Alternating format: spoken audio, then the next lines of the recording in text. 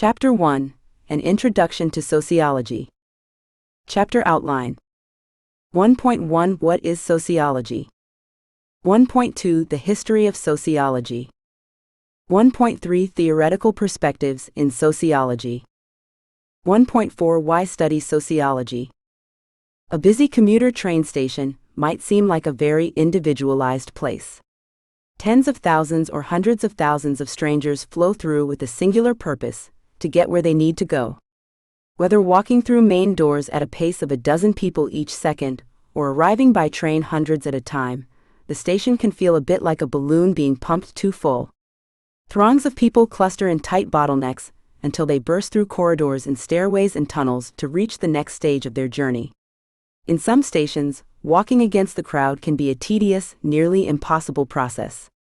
And cutting across a river of determined commuters can be almost dangerous. Things are fast, relentless, and necessary. But are those 100,000 or 500,000, or in the case of Tokyo's Shinjuku Station, 3.5 million people really acting individually? It may seem surprising, but even with those numbers, strangers from across cities can sync up on the same schedules, use the same doors, take one leg of the trip together every day before separating into different directions. After just a few months, faces can become familiar and senses can be tuned. An experienced commuter can tell where another person is going according to their pace, and whatever announcement just went out.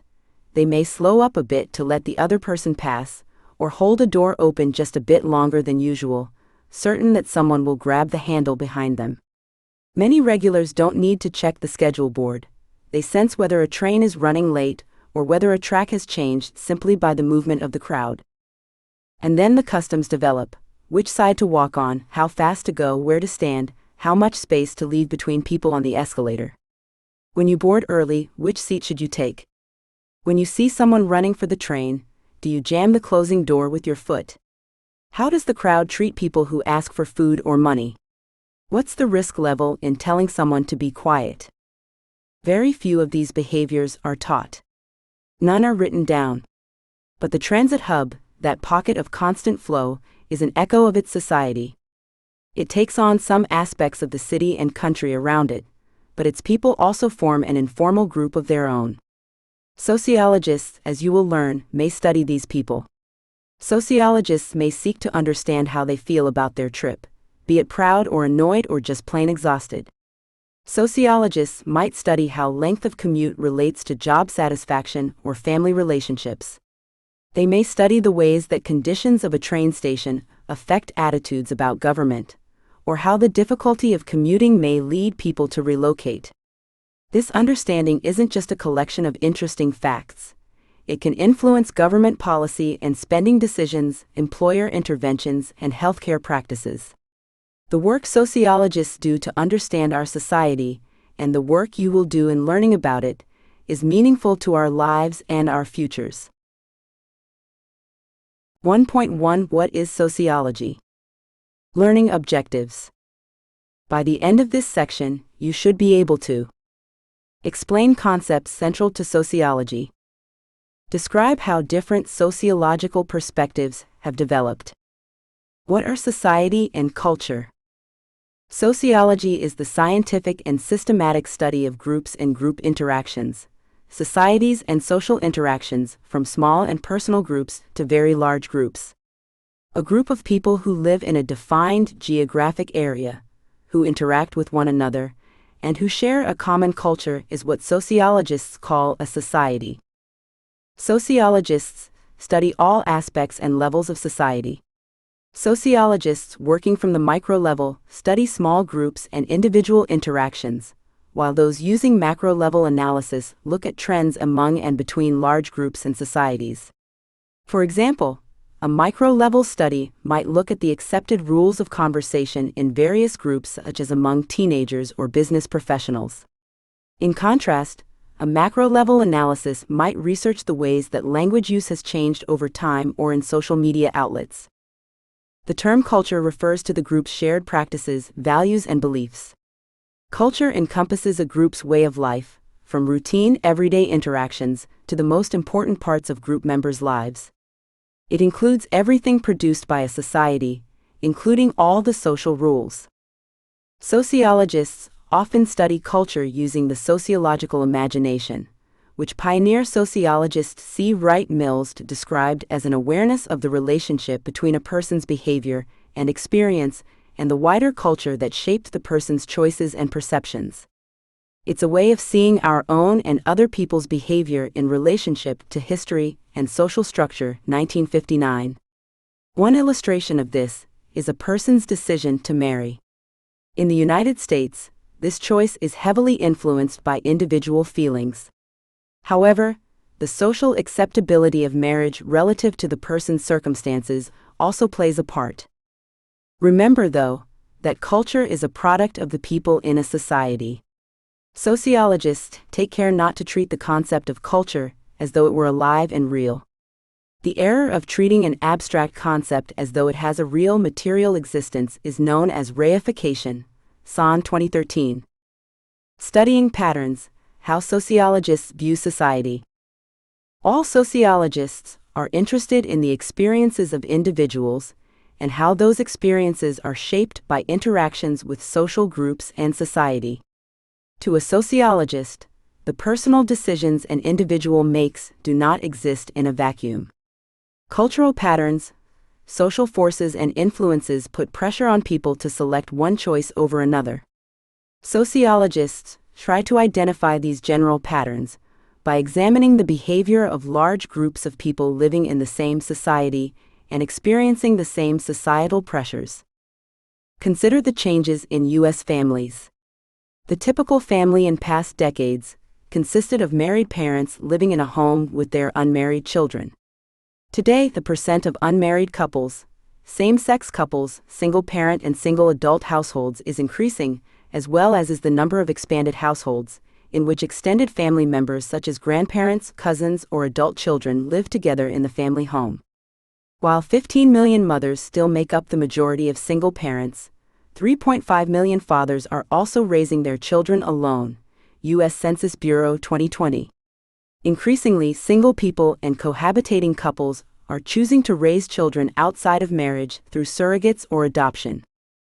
Some sociologists study social facts, the laws, morals, values, religious beliefs, customs, fashions, rituals, and cultural rules that govern social life that may contribute to these changes in the family.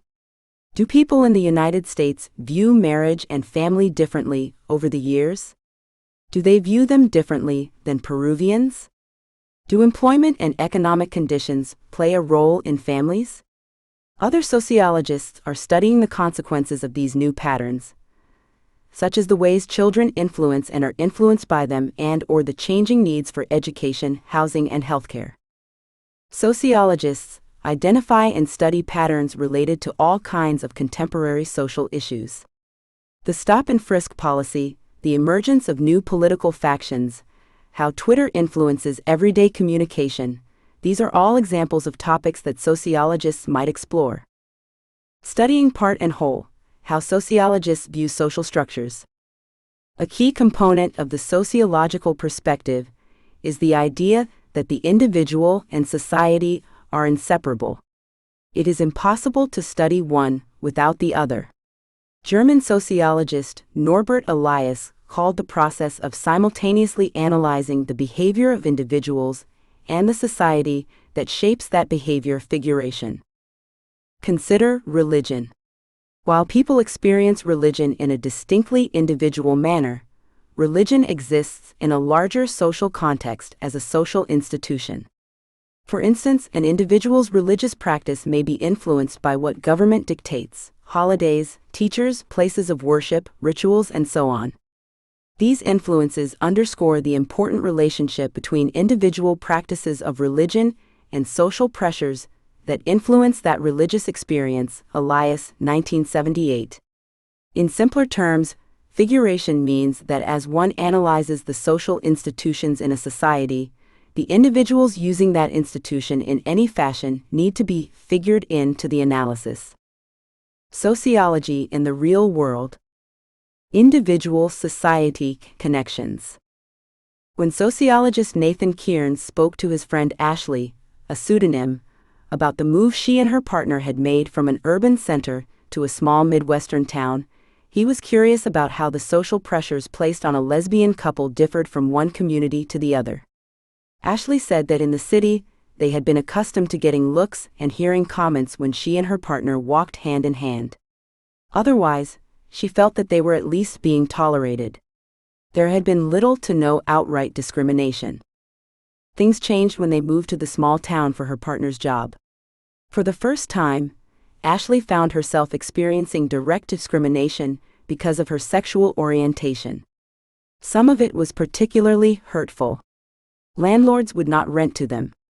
Ashley, who is a highly trained professional, had a great deal of difficulty finding a new job.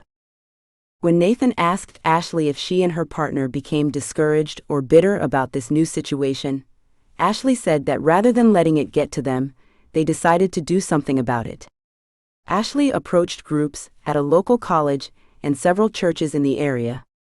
Together they decided to form the town's first gay-straight alliance. The alliance has worked successfully to educate their community about same-sex couples. It also worked to raise awareness about the kinds of discrimination that Ashley and her partner experienced in the town and how those could be eliminated.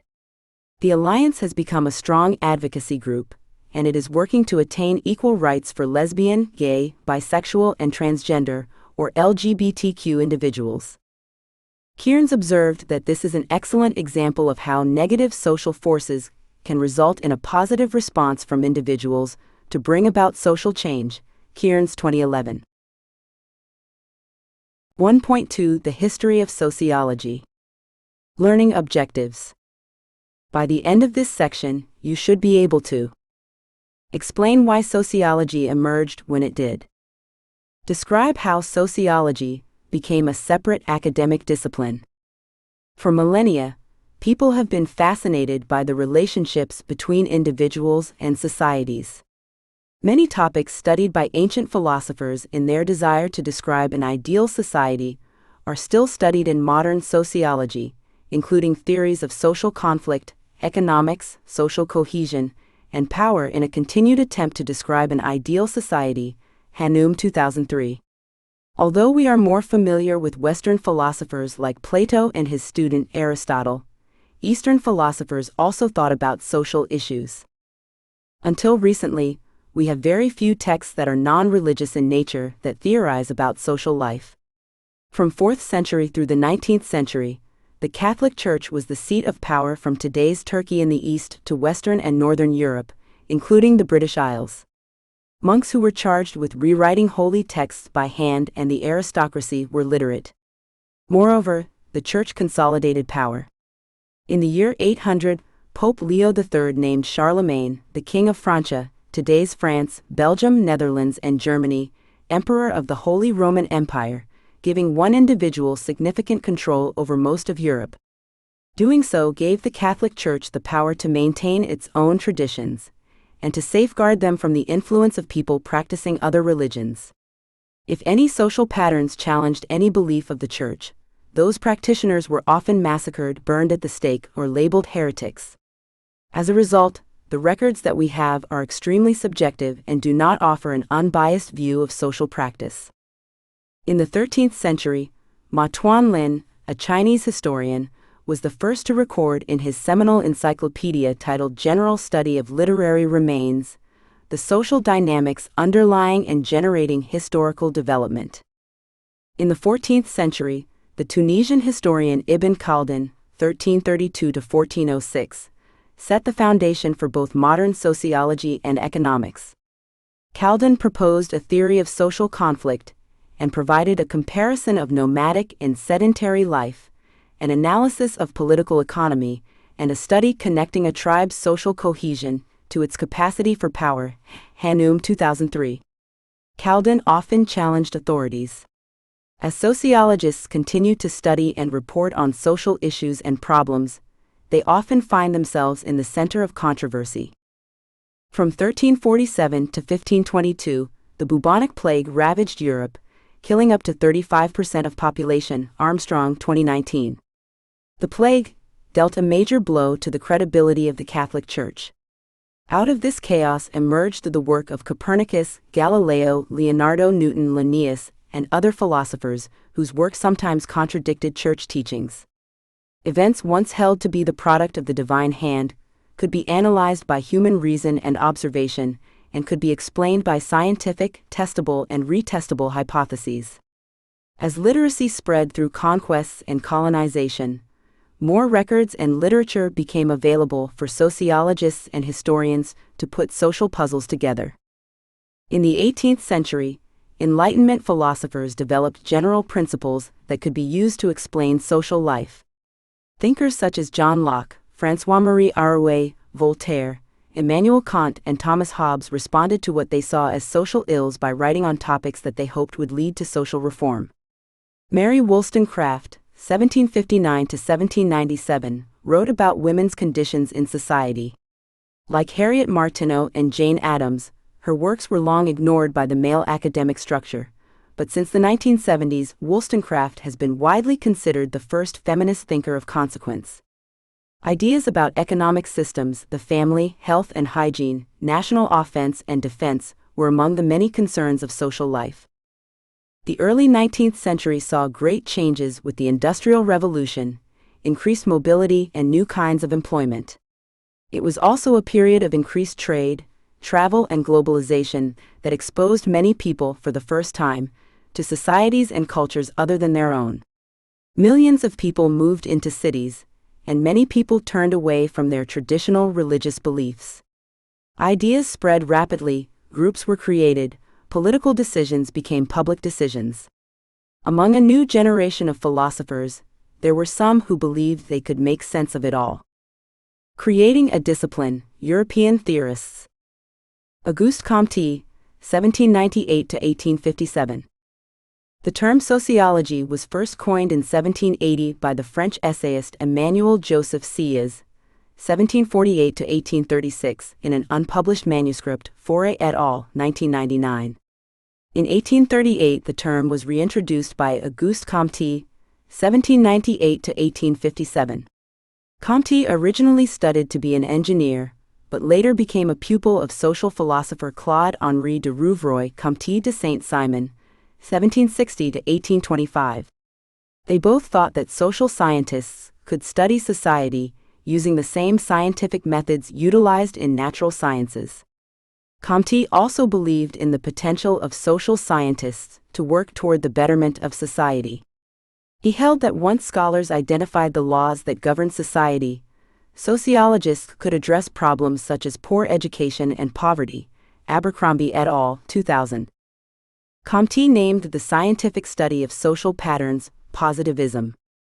He described his philosophy in a series of books called The Course in Positive Philosophy, 1830 to 1842, and A General View of Positivism, 1848. He believed that revealing the laws by which societies and individuals interact would usher in a new positivist age of history. While the field and its terminology have grown, sociologists still believe in the positive impact of their work. Harriet Martineau, 1802 to 1876. Harriet Martineau introduced sociology to English-speaking scholars through her translation of Comte's writing from French to English. She was an early analyst of social practices, including economics, social class, religion, suicide, government, and women's rights. Her career began with Illustrations of Political Economy, a work educating ordinary people about the principles of economics, Johnson, 2003. She later developed the first systematic methodological international comparisons of social institutions in two of her most famous sociological works, Society and America, 1837, and Retrospect of Western Travel, 1838. Martineau found the workings of capitalism at odds with the professed moral principles of people in the United States. She pointed out the faults with the free enterprise system, in which workers were exploited and impoverished while business owners became wealthy. She further noted that the belief that all are created equal was inconsistent with the lack of women's rights. Much like Mary Wollstonecraft, Martineau was often discounted in her own time because academic sociology was a male-dominated profession. Karl Marx, 1818 to 1883. Karl Marx was a German philosopher and economist. In 1848, he and Friedrich Engels, 1820 to 1895, co-authored the Communist Manifesto. This book is one of the most influential political manuscripts in history. It also presents Marx's theory of society, which differed from what Comte proposed. Marx rejected Comte's positivism. He believed that societies grew and changed as a result of the struggles of different social classes over the means of production.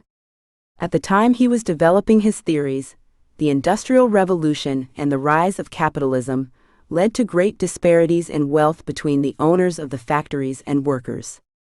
Capitalism, an economic system characterized by private or corporate ownership of goods and the means to produce them, had developed in many nations. Marx predicted that inequalities of capitalism would become so extreme that workers would eventually revolt. This would lead to the collapse of capitalism, which would be replaced by communism. Communism is an economic system under which there is no private or corporate ownership. Everything is owned communally and distributed as needed. Marx believed that communism was a more equitable system than capitalism. While his economic predictions did not materialize in the time frame he predicted, Marx's idea that social conflict leads to change in society is still one of the major theories used in modern sociology. Herbert Spencer, 1820 to 1903. In 1873, the English philosopher Herbert Spencer published The Study of Sociology, the first book with the term sociology in the title. Spencer rejected much of Comte's philosophy, as well as Marx's theory of class struggle and his support of communism. Instead, he favored a form of government that allowed market forces to control capitalism.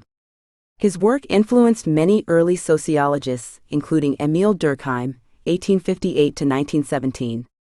Spencer, using Charles Darwin's work as a comparison, said, "This survival of the fittest, which I have here sought to express in mechanical terms, is that which Mr. Darwin has called natural selection, or the preservation of favored races in the struggle for life."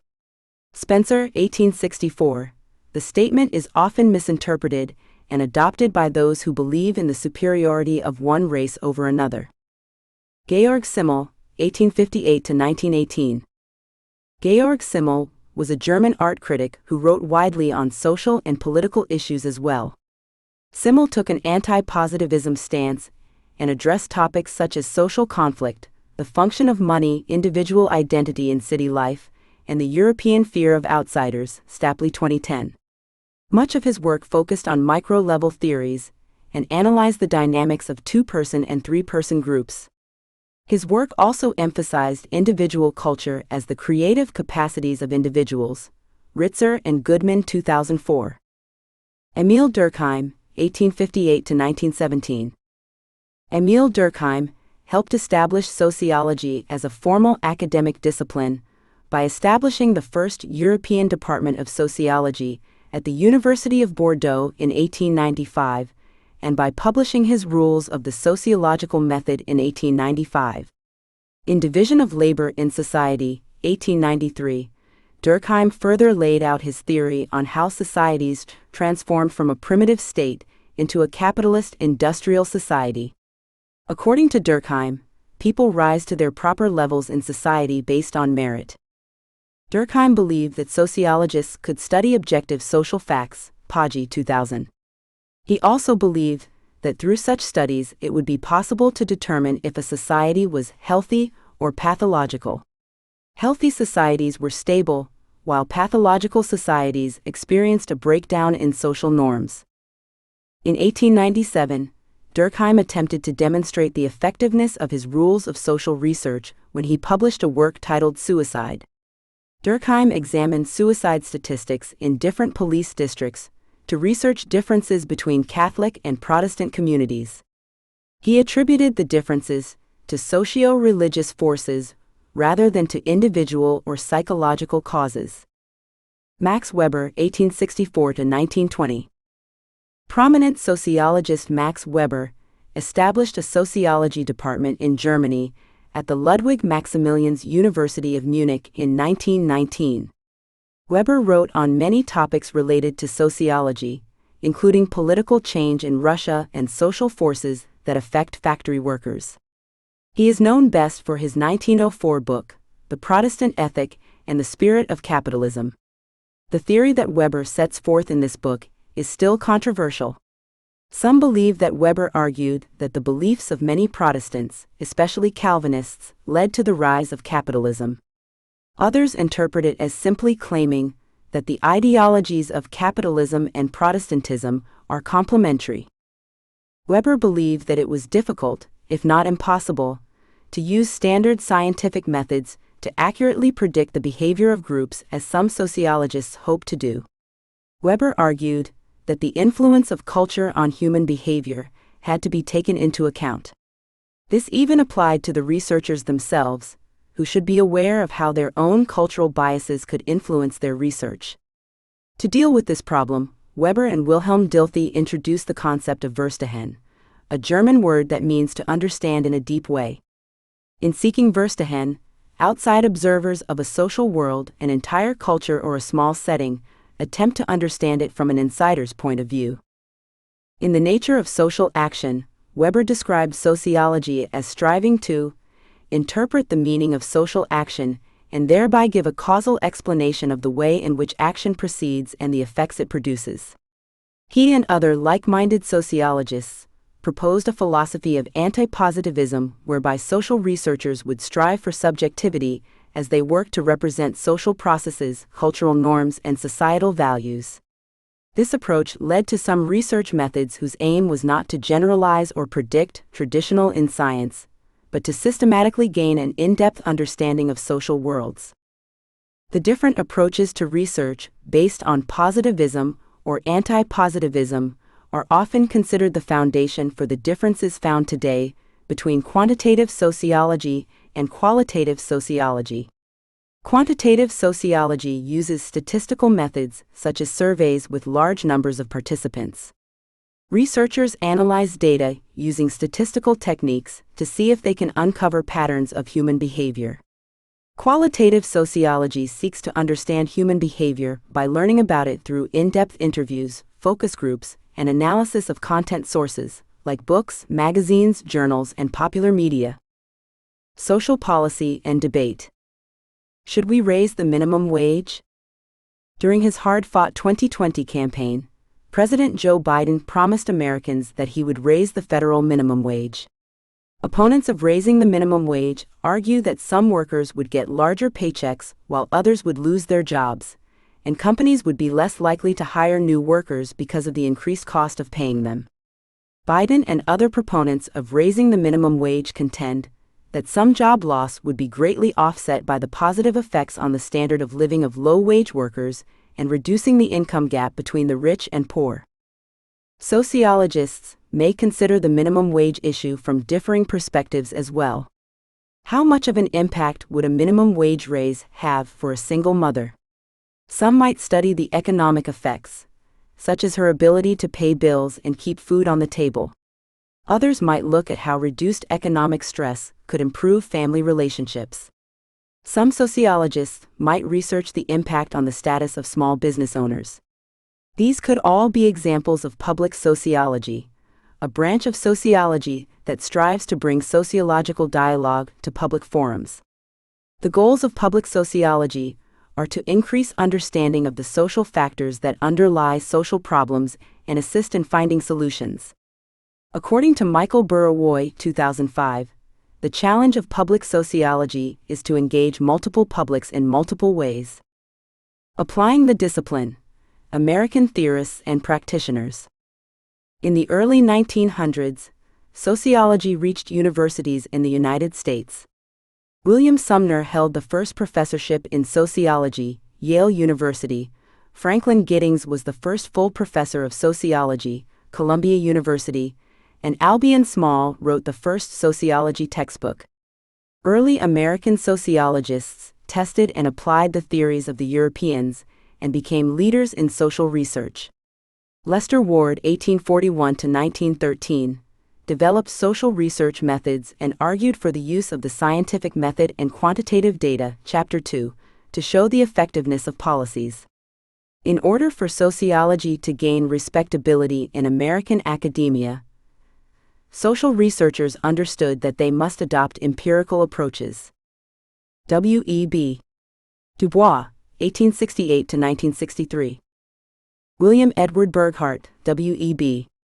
Du Bois, a Harvard-trained historian, pioneered the use of rigorous empirical methodology into sociology. His groundbreaking 1896 to 1897 study of the African American community in Philadelphia incorporated hundreds of interviews Du Bois conducted in order to document the familial and employment structures and assess the chief challenges of the community. These new comprehensive research methods stood in stark contrast to the less scientific practices of the time, which Du Bois critiqued as being similar to doing research as if through the window of a moving car. His scientific approach became highly influential to entire schools of sociological study, and is considered a forerunner to contemporary practices. Additionally, Du Bois' 1899 publication provided empirical evidence to challenge pseudoscientific ideas of biological racism. Morris, 2015, Green and Wortham, 2018, which had been used as justification to oppress people of different races. Du Bois also played a prominent role in the effort to increase rights for Black people. Concerned at the slow pace of progress and advice from some Black leaders to be more accommodating of racism, Du Bois became a leader in what would later be known as the Niagara Movement. In 1905, he and others drafted a declaration that called for immediate political, economic, and social equality for African Americans. A few years later, he helped found the National Association for the Advancement of Colored People, NAACP, and served as its director of publications. Thorstein Veblen, 1857 to 1929. After a brief stint as an unemployed college graduate, Thorstein Veblen began to study the economy through a social lens, writing about the leisure class, the business class, and other areas that touched on the idea of working itself. He researched the chronically unemployed, the currently unemployed, the working classes, and the impact of technology and business within society. Veblen is known as a co-founder of the branch or school of institutional economics. Jane Addams, 1860 to 1935. Jane Addams founded Hull House, a center that served needy immigrants through social and educational programs while providing extensive opportunities for sociological research. Founded in Chicago, Addams worked closely with University of Chicago's Chicago School of Sociology. This school of thought places much importance on environment in which relationships and behaviors develop.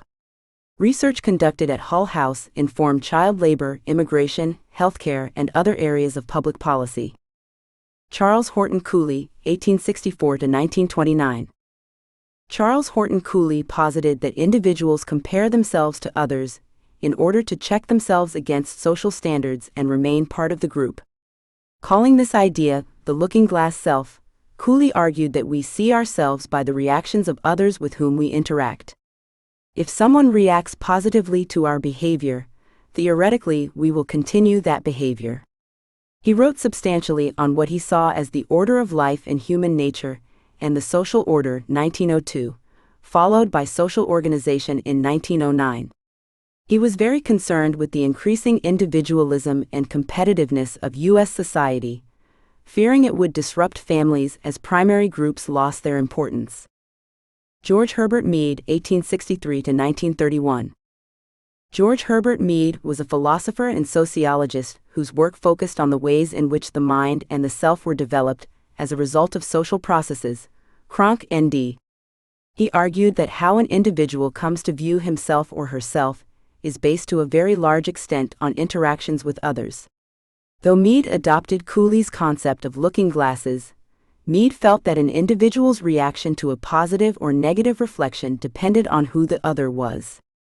Individuals that had the greatest impact on a person's life were significant others, while generalized others were the organized and generalized attitude of a social group. Mead often shares the title of father of symbolic interactionism with Cooley and Irving Goffman. Robert E. Park, 1864 to 1944. Robert E. Park is best known as the founder of social ecology.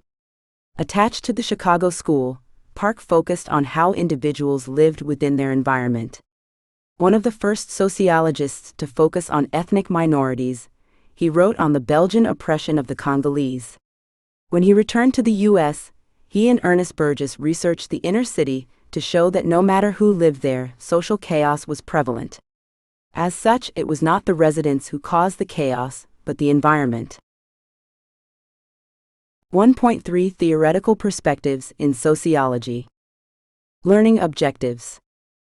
By the end of this section, you should be able to describe the ways that sociological theories are used to explain social institutions. Differentiate between functionalism, conflict theory, and symbolic interactionism. Sociologists study social events, interactions, and patterns, and they develop theories to explain why things work as they do. In sociology, a theory is a way to explain different aspects of social interactions and to create a testable proposition called a hypothesis about society, Allen 2006. For example, although suicide is generally considered an individual phenomenon, Emil Durkheim was interested in studying the social factors that affect it. He studied social solidarity, social ties within a group, and hypothesized that differences in suicide rates might be explained by religious differences.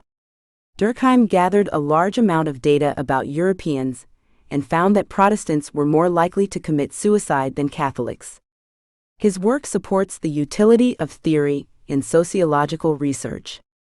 Theories vary in scope, depending on the scale of the issues that they are meant to explain. Macro-level theories relate to large-scale issues and large groups of people, while micro-level theories look at very specific relationships between individuals or small groups. Grand theories attempt to explain large-scale relationships and answer fundamental questions such as why societies form and why they change.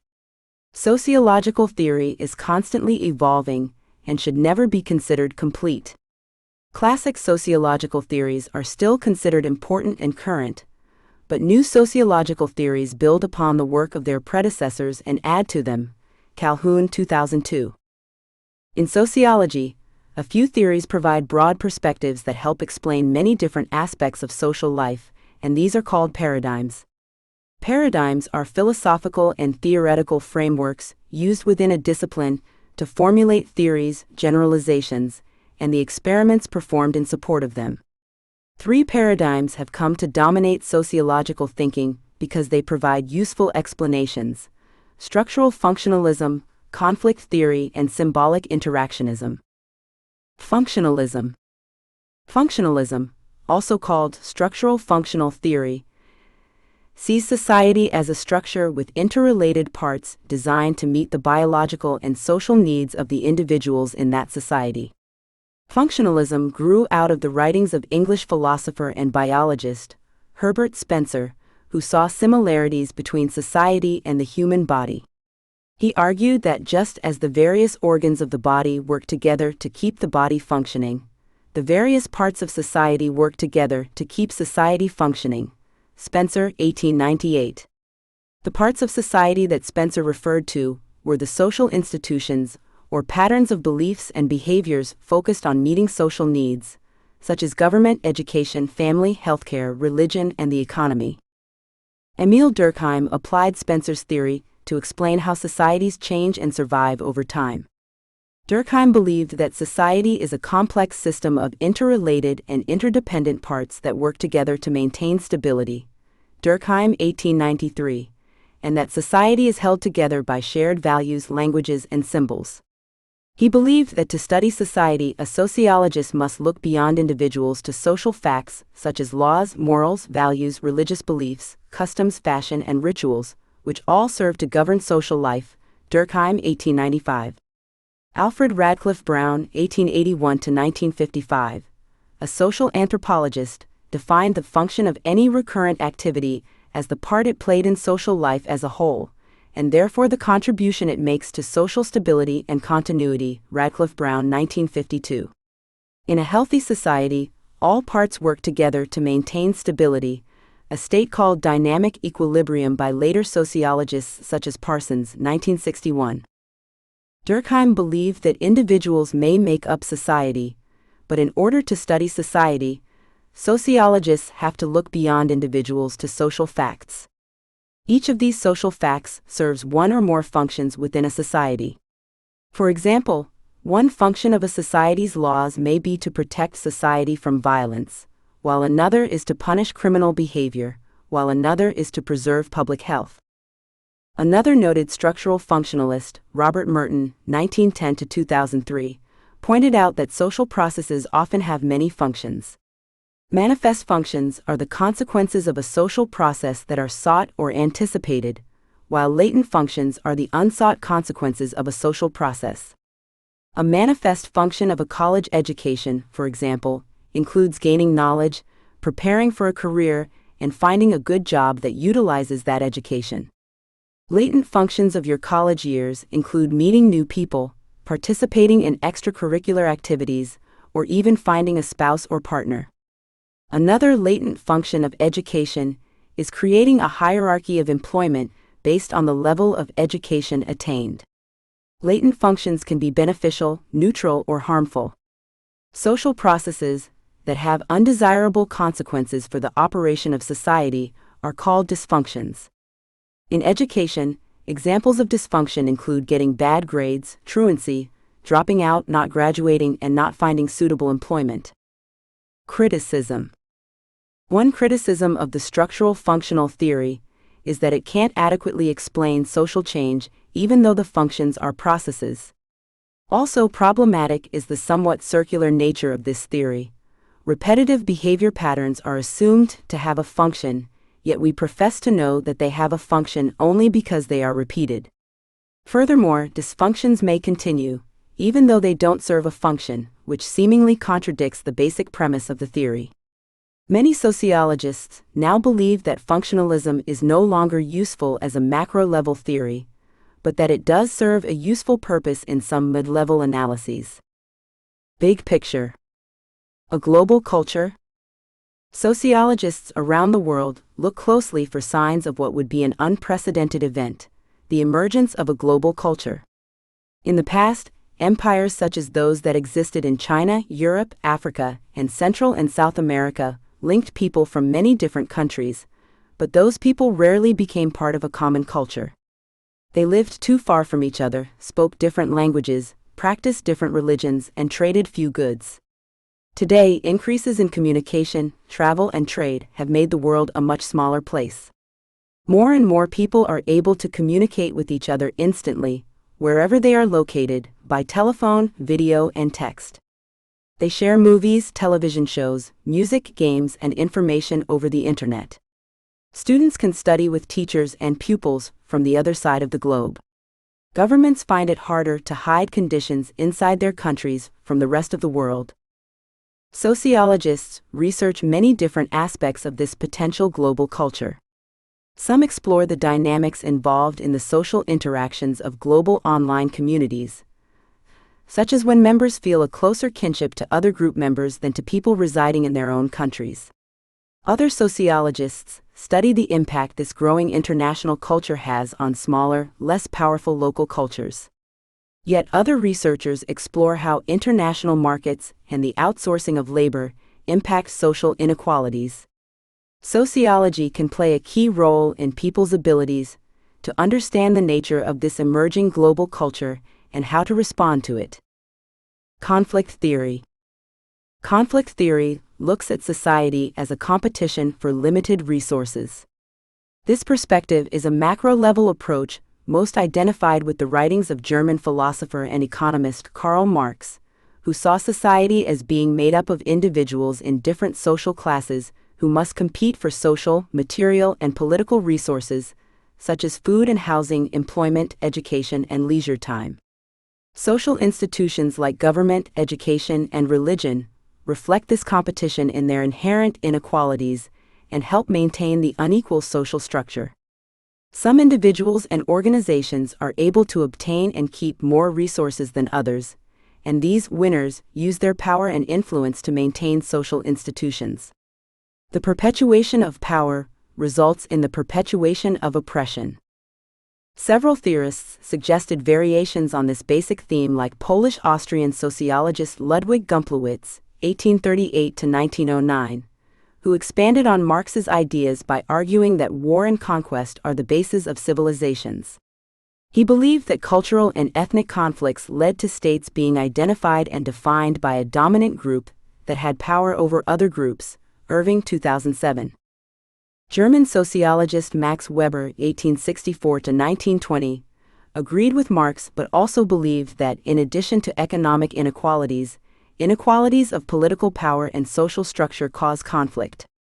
Weber noted that different groups were affected differently based on education, race, and gender, and that people's reactions to inequality were moderated by class differences and rates of social mobility, as well as by perceptions about the legitimacy of those in power.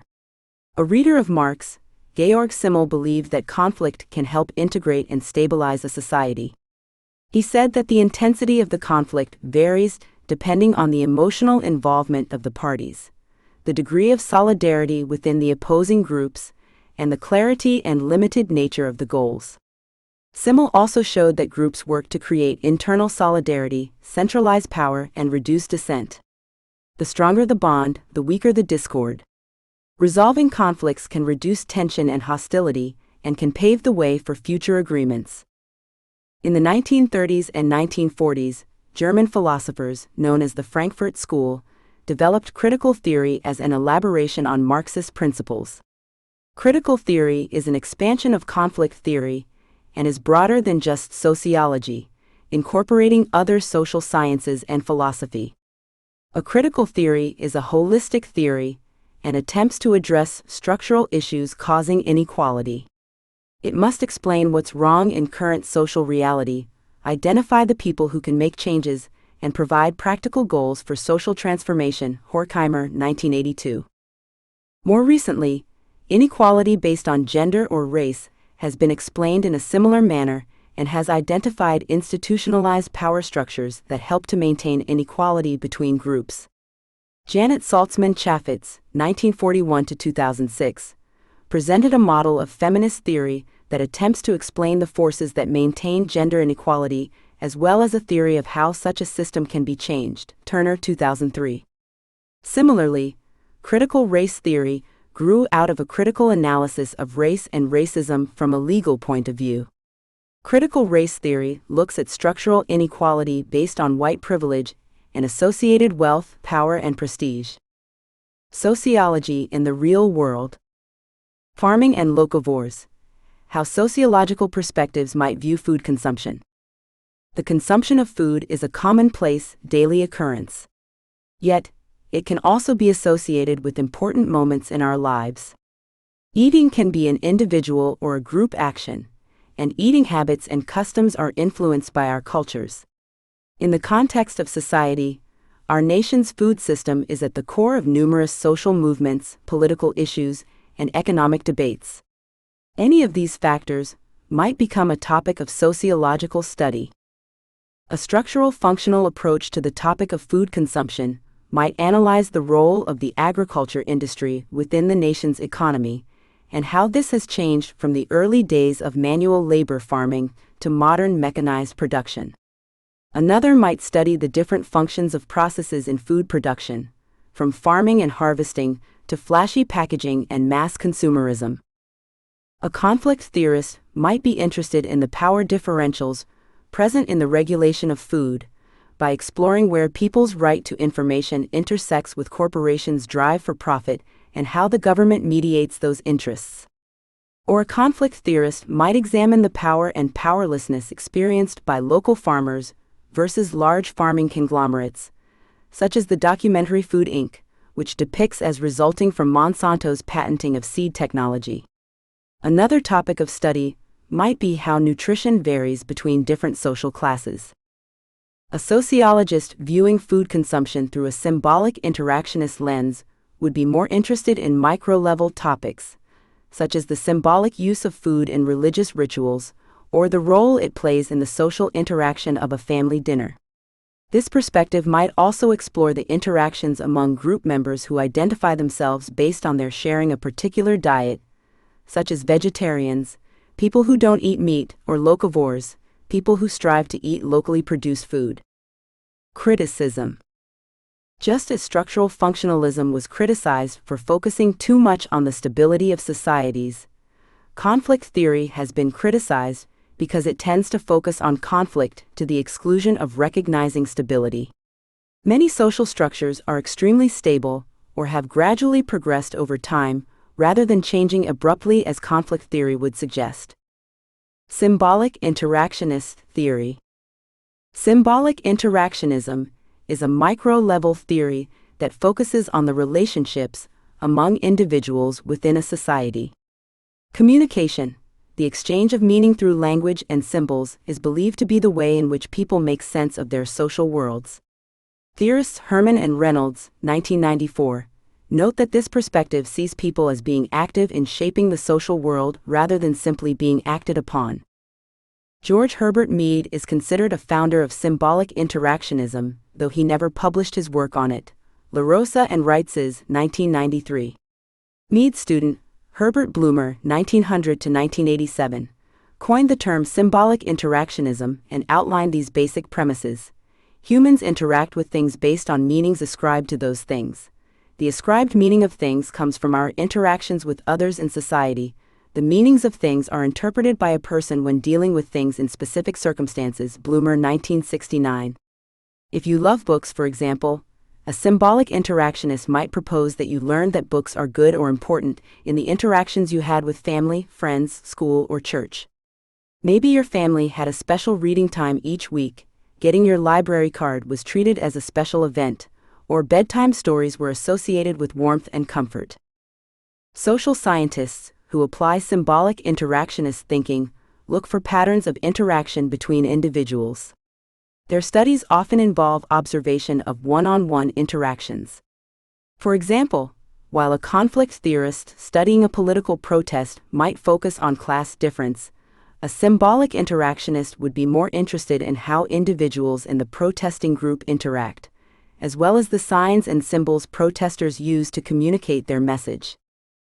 The focus on the importance of symbols in building a society led sociologists like Irving Goffman, 1922 to 1982, to develop a technique called dramaturgical analysis. Goffman used theater as an analogy for social interaction and recognized that people's interactions showed patterns of cultural scripts. He argued that individuals were actors in a play. We switched roles, sometimes minute to minute, for example, from student or daughter to dog walker. Because it can be unclear what part a person may play in a given situation, he or she has to improvise his or her role as the situation unfolds. Goffman, 1958.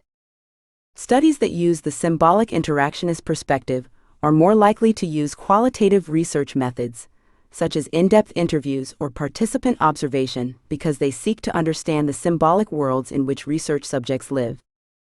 Constructivism is an extension of symbolic interaction theory, which proposes that reality is what humans cognitively construct it to be. We develop social constructs based on interactions with others, and those constructs that last over time are those that have meanings which are widely agreed upon or generally accepted by most within the society. This approach is often used to examine what's defined as deviant within a society. There is no absolute definition of deviance, and different societies have constructed different meanings for deviance, as well as associating different behaviors with deviance. One situation that illustrates this is what you believe you're to do if you find a wallet in the street. In the United States, turning the wallet in to local authorities would be considered the appropriate action, and to keep the wallet would be seen as deviant. In contrast, many Eastern societies would consider it much more appropriate to keep the wallet and search for the owner yourself. Turning it over to someone else, even the authorities, would be considered deviant behavior. Criticism. Research done from this perspective is often scrutinized because of the difficulty of remaining objective. Others criticize the extremely narrow focus on symbolic interaction. Proponents, of course, consider this one of its greatest strengths. Sociological theory today. These three approaches still provide the main foundation of modern sociological theory, though they have evolved. Structural functionalism was a dominant force after World War II and until the 1960s and 1970s. At that time, sociologists began to feel that structural functionalism did not sufficiently explain the rapid social changes happening in the United States at that time. The women's movement and the civil rights movement forced academics to develop approaches to study these emerging social practices. Conflict theory then gained prominence, with its emphasis on institutionalized social inequality. Critical theory, and the particular aspects of feminist theory and critical race theory, focused on creating social change through the application of sociological principles. The field saw a renewed emphasis on helping ordinary people understand sociology principles in the form of public sociology. Gaining prominence in the wake of Mead's work in the 1920s and 1930s, symbolic interactionism declined in influence during the 1960s and 1970s, only to be revitalized at the turn of the 21st century. Stryker, 1987. Postmodern social theory developed in the 1980s to look at society through an entirely new lens by rejecting previous macro-level attempts to explain social phenomena. Its growth and popularity coincides with the rise of constructivist views of symbolic interactionism. 1.4 Why study sociology? Learning objectives. By the end of this section, you should be able to explain why it is worthwhile to study sociology. Identify ways sociology is applied in the real world. When Elizabeth Eckford tried to enter Central High School in Little Rock, Arkansas, in September 1957, she was met by an angry crowd and was turned away by authorities. But she knew she had the law on her side. 3 years earlier, in the landmark Brown versus the Board of Education decision, the U.S. Supreme Court had overturned 21 state laws that allowed black and white people to be taught in separate school systems as long as the school systems were equal. The decision was nothing short of momentous, not only for education, but for a number of other segregation and discrimination issues that have lasted into this decade. And in that momentous decision, the Supreme Court cited the research of the husband and wife team of social scientists, Kenneth and Mamie Clark, as evidence that segregation generates in minority students a feeling of inferiority. In the doll test, for example, the Clarks showed children 4 dolls, 2 with white skin and yellow hair and 2 with brown skin and black hair. When asked which doll they preferred, the majority of black children chose the doll with the light-skinned doll, and they assigned positive characteristics to it.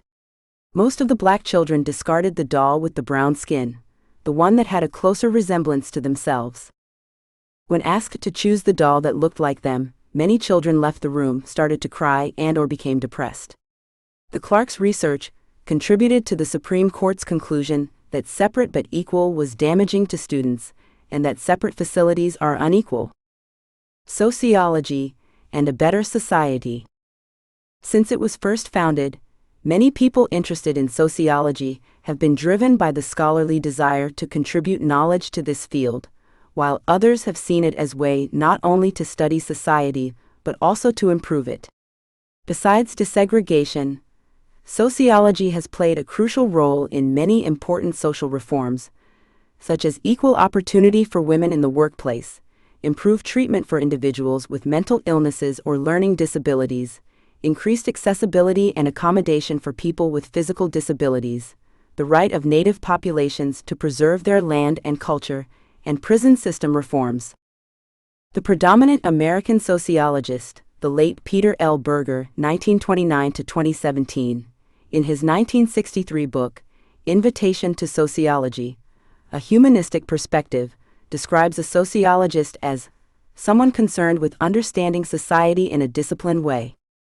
He asserts that sociologists have a natural interest in the monumental moments of people's lives, as well as a fascination with banal, everyday occurrences. Berger also describes the aha moment when a sociological theory becomes applicable and understood. Here is a deceptive simplicity and obviousness, about some sociological investigations. One reads them, nods at the familiar scene, remarks that one has heard all this before, and don't people have better things to do than to waste their time on truisms, until one is suddenly brought up against an insight that radically questions everything one had previously assumed about this familiar scene. This is the point at which one begins to sense the excitement of sociology. Berger, 1963. Sociology can be exciting because it teaches people ways to recognize how they fit into the world and how others perceive them. Looking at themselves and society from a sociological perspective helps people see where they connect to different groups, based on the many different ways they classify themselves and how society classifies them in turn. It raises awareness of how those classifications, such as economic and status levels, education, ethnicity, or sexual orientation, affect perceptions. Sociology teaches people not to accept easy explanations. It teaches them a way to organize their thinking so that they can ask better questions and formulate better answers. It makes people more aware that there are many different kinds of people in the world who do not necessarily think the way they do. It increases their willingness and ability to try to see the world from other people's perspectives. This prepares them to live and work in an increasingly diverse and integrated world. Sociology in the workplace. Employers continue to seek people with what are called transferable skills.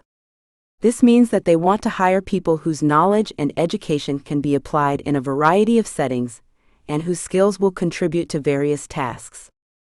Studying sociology can provide people with this wide knowledge and a skill set that can contribute to many workplaces, including an understanding of social systems and large bureaucracies, the ability to devise and carry out research projects to assess whether a program or policy is working, the ability to collect, read, and analyze statistical information from polls or surveys, the ability to recognize important differences in people's social, cultural, and economic backgrounds, skills in preparing reports and communicating complex ideas, and the capacity for critical thinking about social issues and problems that confront modern society. Department of Sociology, University of Alabama, Huntsville. Sociology prepares people for a wide variety of careers. Besides actually conducting social research or training others in the field, people who graduate from college with a degree in sociology are hired by government agencies and corporations in fields such as social services, counseling, e.g., family planning, career, substance abuse, community planning, health services, marketing, market research, and human resources. Even a small amount of training in sociology can be an asset in careers like sales, public relations, journalism, teaching, law, and criminal justice. Sociology in the real world. Social networking consequences. You've probably heard a cautionary story that goes something like this. A high school student spent years working hard, engaging in their community, helping others, and generally growing into a positive and promising young adult. During senior year, they start the college application process, and after a couple of interviews and other interactions, things are looking bright at several of their top choices. But when the time arrives for those fateful notifications about acceptance or rejection, the student and their family are shocked to get rejected from all schools but one. Inquiries from family members and guidance counselors had no results.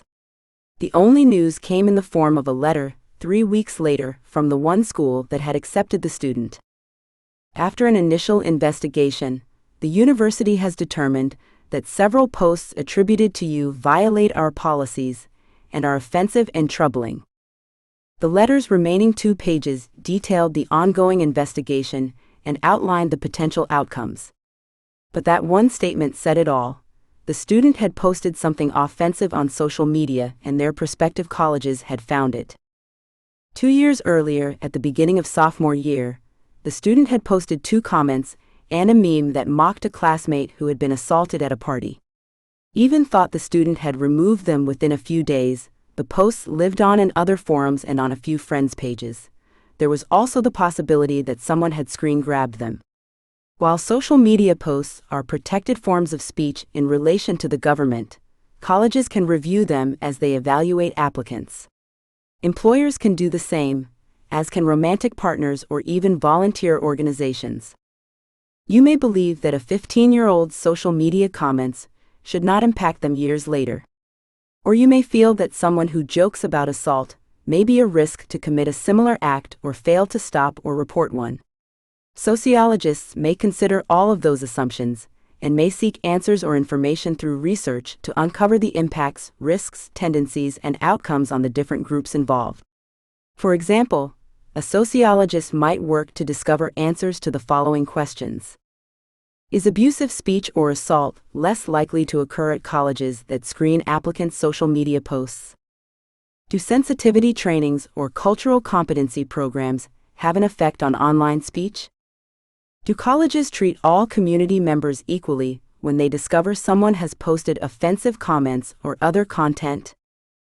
Are algorithms and artificial intelligence used to detect problematic comments biased against certain people or communities? None of these questions could be answered by a single study or even a group of them. But like the Supreme Court's use of Mamie and Kenneth Clark's research, college administrators, high school counselors, and technology companies can use the outcomes of research and analysis to make decisions or implement programs. Key terms: anti-positivism.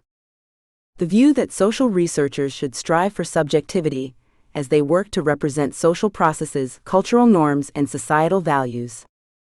Conflict theory. A theory that looks at society as a competition for limited resources. Constructivism. An extension of symbolic interaction theory, which proposes that reality is what humans cognitively construct it to be. Culture. A group's shared practices, values, and beliefs. Dramaturgical analysis. A technique sociologists use in which they view society through the metaphor of theatrical performance. Dynamic equilibrium. A stable state in which all parts of a healthy society work together properly. Dysfunctions. Social patterns that have undesirable consequences for the operation of society. Figuration. The process of simultaneously analyzing the behavior of an individual and the society that shapes that behavior. Function. The part a recurrent activity plays in the social life as a whole, and the contribution it makes to structural continuity. Functionalism. A theoretical approach that sees society as a structure with interrelated parts designed to meet the biological and social needs of individuals that make up that society. Generalized others. The organized and generalized attitude of a social group. Grand theories. An attempt to explain large-scale relationships and answer fundamental questions such as why societies form and why they change. Hypothesis. A testable proposition. Latent functions. The unrecognized or unintended consequences of a social process. Macro level. A wide-scale view of the role of social structures within a society. Manifest functions. Sought consequences of a social process. Micro-level theories. The study of specific relationships between individuals or small groups. Paradigms. Philosophical and theoretical frameworks used within a discipline to formulate theories, generalizations, and the experiments performed in support of them. Positivism. The scientific study of social patterns. Qualitative sociology. In-depth interviews, focus groups, and/or analysis of content sources as the source of its data. Quantitative sociology. Statistical methods such as surveys with large numbers of participants. Reification. An error of treating an abstract concept as though it has a real material existence. Significant others. Specific individuals that impact a person's life. Social facts. The laws, morals, values, religious beliefs, customs, fashions, rituals, and all of the cultural rules that govern social life. Social institutions. Patterns of beliefs and behaviors focused on meeting social needs. Social solidarity. The social ties that bind a group of people together, such as kinship, shared location, and religion. Society. A group of people who live in a defined geographical area, who interact with one another, and who share a common culture. Sociological imagination. The ability to understand how your own past relates to that of other people, as well as to history in general and societal structures in particular. Sociology. The systematic study of society and social interaction. Symbolic interactionism. A theoretical perspective through which scholars examine the relationship of individuals within their society by studying their communication, language, and symbols. Theory. A proposed explanation about social interactions or society. Verstehen. A German word that means to understand in a deep way. Section Summary. 1.1 What is sociology? Sociology is the systematic and scientific study of society and social interaction. In order to carry out their studies, sociologists identify cultural patterns and social forces and determine how they affect individuals and groups. They also develop ways to apply their findings to the real world. 1.2 The history of sociology. Sociology was developed as an academic and scientific way to study and theorize about the changes to society brought on by the Industrial Revolution in the 18th and 19th centuries. Some of the earliest sociologists thought that societies and individuals' roles in society could be studied using the same scientific methodologies that were used in the natural sciences, while others believed that it was impossible to predict human behavior scientifically, and still others debated the value of such predictions. Those perspectives continue to be represented within sociology today. 1.3 Theoretical perspectives in sociology. Sociologists develop theories to explain social events, interactions, and patterns. A theory is a proposed explanation of those social interactions. Theories have different scales. Macro-level theories, such as structural functionalism and conflict theory, attempt to explain how societies operate as a whole. Micro-level theories, such as symbolic interactionism, focus on interactions between individuals. 1.4 Why study sociology? Studying sociology is beneficial both for the individual and for society. By studying sociology, people learn how to think critically about social issues and problems that confront our society. The study of sociology enriches students' lives and prepares them for careers in an increasingly diverse world. Society benefits because people with sociological training are better prepared to make informed decisions about social issues and take effective action to deal with them. Section Quiz. 1.1 What is sociology? 1. Which of the following best describes sociology as a subject? The study of individual behavior. The study of cultures. The study of society and social interaction. The study of economics. 2. C. Wright Mills once said that sociologists need to develop a sociological blank to study how society affects individuals. Culture. Imagination.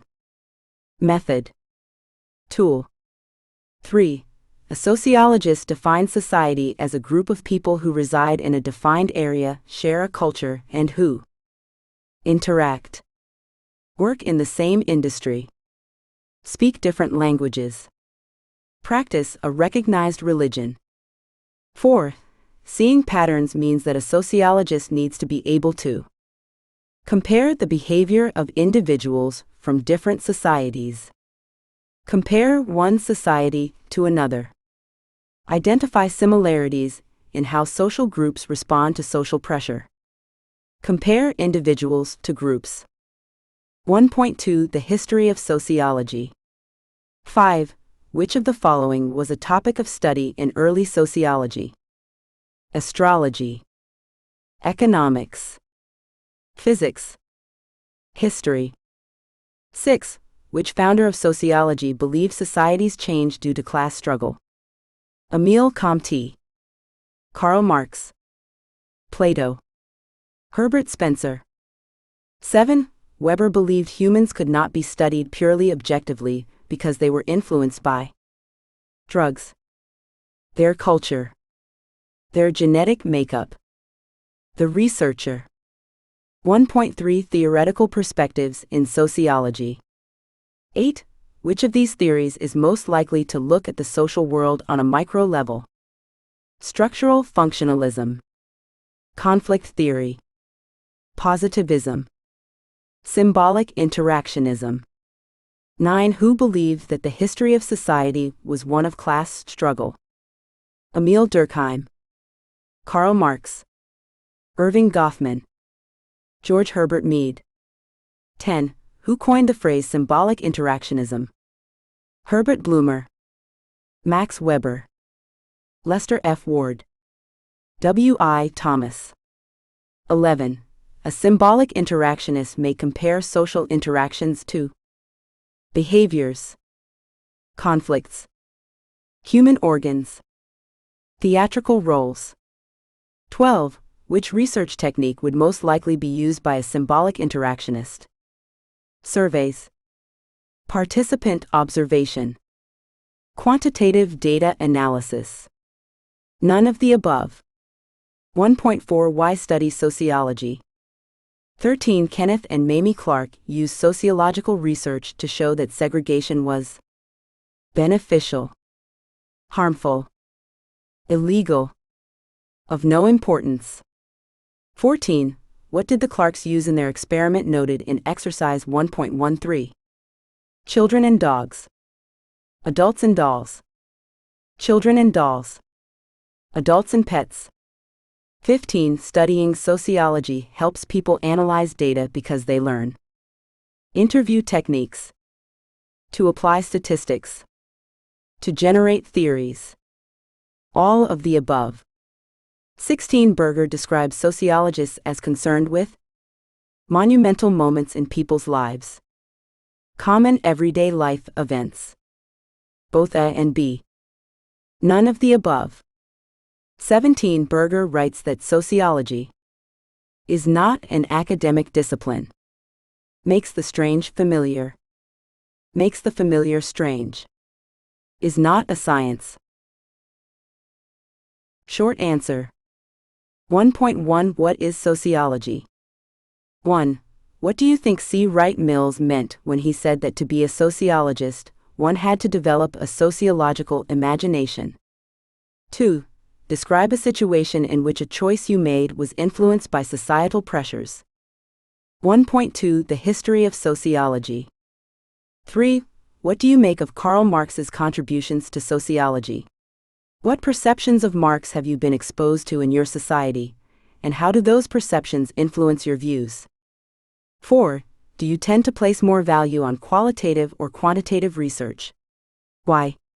Does it matter what topic you are studying? 1.3 Theoretical perspectives in sociology. 5. Which theory do you think better explains how societies operate? Structural functionalism or conflict theory? Why? 6. Do you think the way people behave in social interactions is more like the behavior of animals or more like actors playing a role in a theatrical production? Why? 1.4 Why study sociology? 7.